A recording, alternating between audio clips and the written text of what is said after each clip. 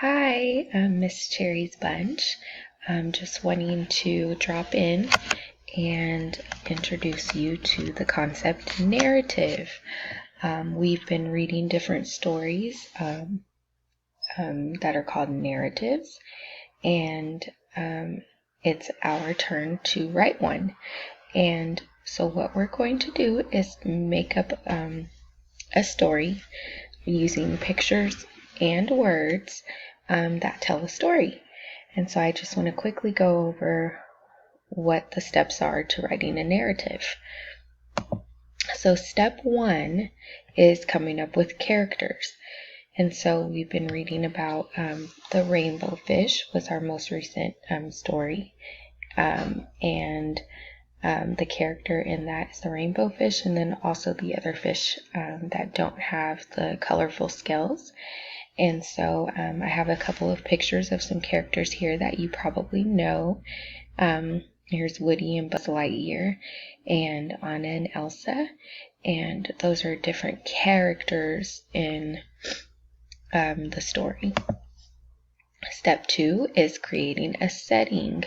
So the setting is the time and the place that the story takes place in.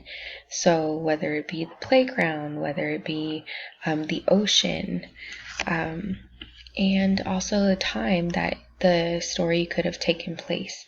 Was it in the morning time? Was it in the summertime? Was it in the springtime? So that would be step two. Step three is, what is the problem or the event? So in narratives, there's usually a problem. Remember in Rainbow Fish, the problem was that the rainbow fish was not being very kind to the other fish. And so the rainbow fish became very lonely and didn't have friends anymore.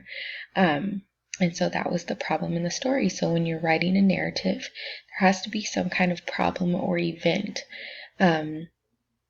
that you'll have to solve. And so that brings us to step four, which is, what is the solution? How did you solve the problem?